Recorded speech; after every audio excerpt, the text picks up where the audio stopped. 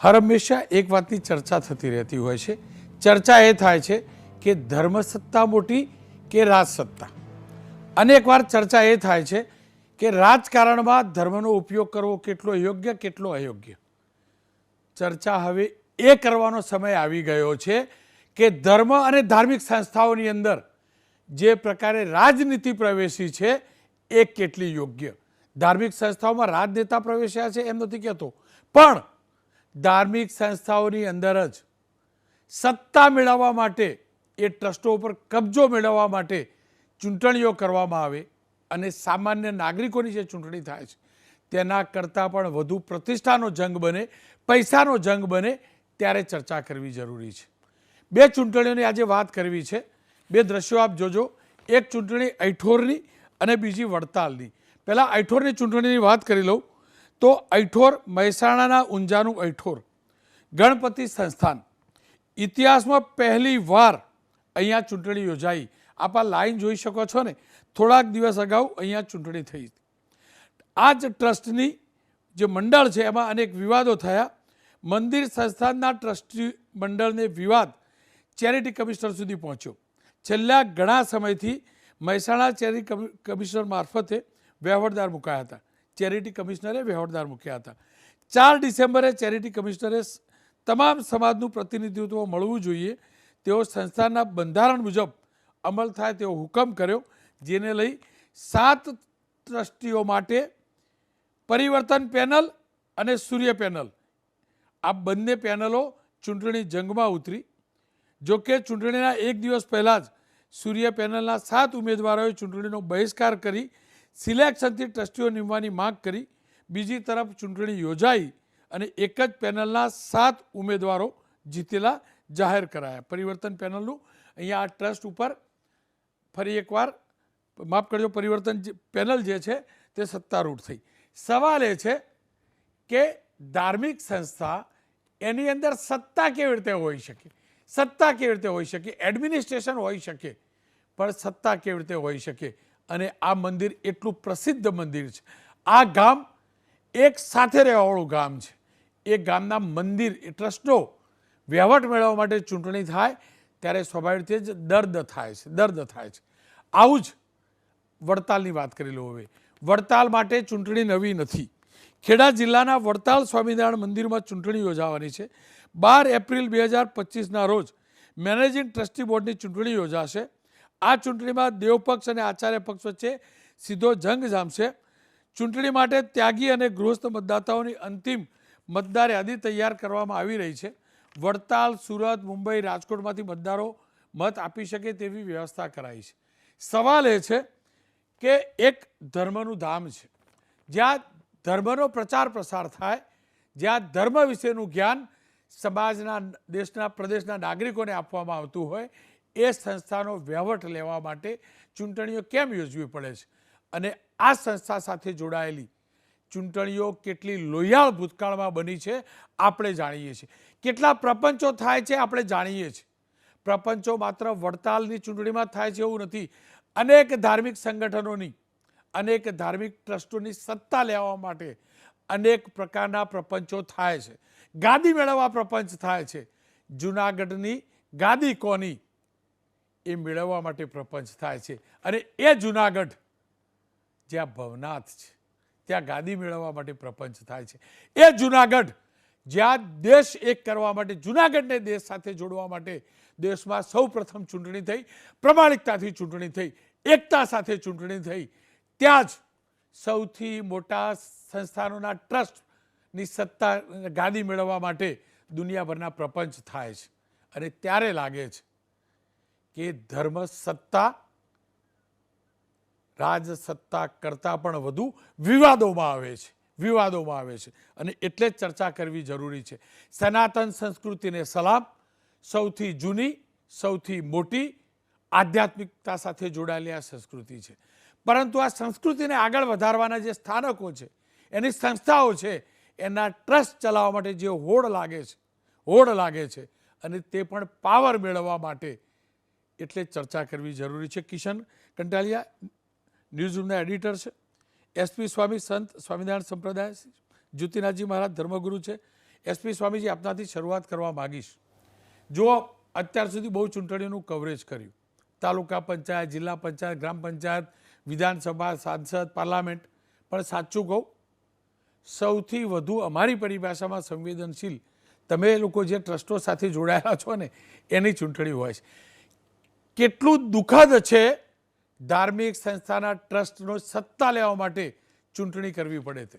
અતિ દુઃખદ બાબત છે કે ધાર્મિક સંસ્થાઓની અંદર ચૂંટણી પ્રક્રિયાથી ટ્રસ્ટોના, મંદિરોના વહીવટ ચાલે. કારણ કે આ દેશની અંદર ઇલેક્શન એટલે એક જીતે ને એક હારે. હવે ઇલેક્શનની પરિભાષાની અંદર આપ સૌ જાણો છો કે કોઈને હરાવવા માટે એના વીક પોઈન્ટો અથવા એના ઉપર એલિગેશનો કરવામાં આવે. હવે બે બાજુથી સંતો ઊભા હોય અને એલિગેશનો થાય અને પબ્લિક એને સાંભળે, એટલે ભગવા વસ્ત્રનું જે માન સન્માન હોય એ જે વ્યક્તિ સાંભળે છે એને તો બેયના મનની અંદર એ ડાઉન જ પડવાના છે. અને મારી સામે કોઈ ઇલેક્શનની અંદર પવિત્ર માણસ ઊભો હોય તો પણ હું એવું નહીં કહી શકું કે એ પવિત્ર માણસ છે, બધી રીતે યોગ્ય છે, છતાંય તમે મને વોટ આપજો. કારણ કે મારે જીતવા માટે એમને ખોટા સાબિત કરવાના રહે. એટલે એક પ્રકારનું મારી દૃષ્ટિએ આવા ટ્રસ્ટોના વહીવટ કરવા માટે ઇલેક્શન પદ્ધતિ છે એ ધાર્મિક, જ્યાં આધ્યાત્મિક જગત છે ત્યાં આ ઇલેક્શન પોહાય એવી બાબત જ નથી. એટલે કોઈ પણ સંજોગે ટ્રસ્ટોની અંદર ઇલેક્શન હોવા જોઈએ નહીં. ઇલેક્શનથી આધ્યાત્મિક જગત અને ધાર્મિક જગતના લોકોના હૃદયને ખૂબ ઠેસ પહોંચી રહી છે.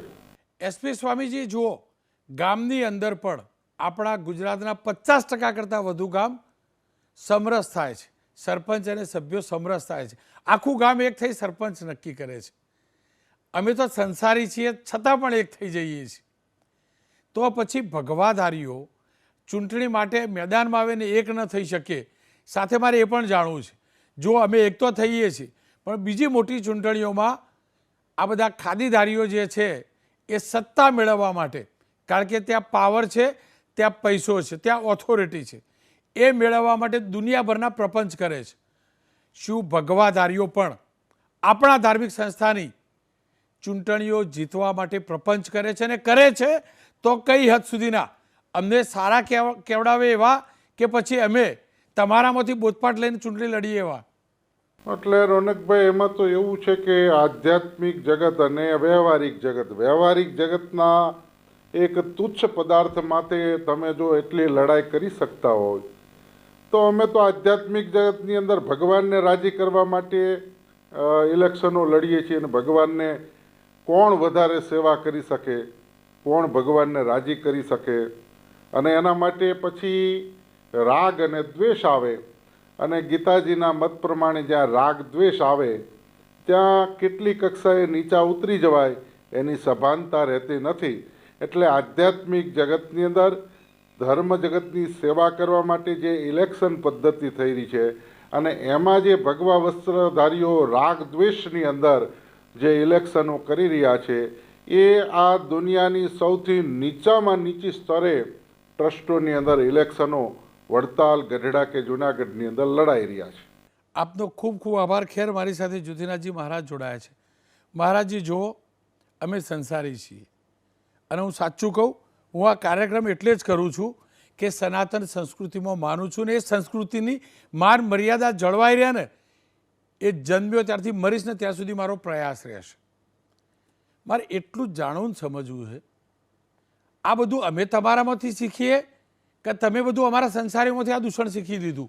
અને બીજું એ પણ જાણવું છે, તમે બધા તો સેવા કરવા માટે છો, આ સેવા માટે છે ભગવાનની કે પછી ટ્રસ્ટ લાખો કરોડો અરબોની સંપત્તિ ધરાવે છે એનો કબજો મેળવવા માટે? બેઝિકલી આપણે ત્યાં ગીતાની વાત કરો કે જેને અનુસરવાની વાતો કરીએ છીએ તેની વાત કરો, કે આપણે જે ભજન ગઈએ છીએ, તું રંગાઈ જાને રંગમાં સીતારામ તણા સત્સંગમાં, આ બધી વાર્તા રહી ગઈ છે. કારણ કે તું રંગાઈ જાને રંગમાં ધર્મ હોય ને ત્યાં આગળ રાજકારણ ના હોવું જોઈએ, પણ અહીંયા તો આખો ધર્મ એ લોકોએ રાજકારણ યુક્ત કરી દીધો છે. રાજકારણીઓની સાથે બેસવાનું, રાજકારણીઓ સાથે ઉઠવાનું, પછી એનથી હીન કક્ષાનું રાજકારણ મંદિરોમાં રમાતું હોય છે. દુઃખદ વાત છે. ઘણી નીચા લેવલની વાતો હોય છે. કારણ કે જ્યારે કૃષ્ણ ભગવાને કીધું છે અર્જુનને, ને તે વાતને જો યાદ કરું તો એમ કહું કે જ્યાં આગાડી રાગ અને દ્વેષ આવશે ત્યાં આગાડી હિંસા થશે. આમાંથી આપ ક્યાંય બાકી રહેતા નથી ને બધું જ થાય છે. મૂળભૂત વાત છે કે મદ ચડ્યો છે સત્તાનો, મદ ચડ્યો છે ધનલાલસાનો, મદ ચડ્યો છે ધર્મના નામે વેપારનો. અને આ ધર્મના નામે વેપાર, હું ભોગવી લઉં, હું આંચકી લઉં, હું ભોગવી લઉં, હું કોન્સ્પિરેસીમાં આવી જાઉં, હું મહાન થઈ જાઉં, આ પ્રક્રિયાના લીધે ખોટી મતદાર યાદીથી લઈને બધી જ જાતની પ્રક્રિયા થાય છે, જે તમે વિચાર્યું પણ ન હોય. આપણે ત્યાં તો ચૂંટણી કમિશનર ચૂંટણીમાં તો નિષ્પક્ષ ચાલતા હોય છે, પણ અહીંયા તો મતદાર યાદી બી ખોટી બને છે ને એની હદ એટલી બધી ઊંડી હોય છે કે જેને વિચારો તો તમારે મતદાર બનવું હોય તો તમને ના બનવા દે, એ લોકો જાણી જાય કે આ વિરોધી છે. તો આ એટલા હદ સુધી નીચી કક્ષાની વાત છે. જ્યોતિનાથજી મહારાજ જુઓ, આ તો ચૂંટણીની વાત થઈ. જ્યાં ટ્રસ્ટ છે ત્યાં ચૂંટણી છે.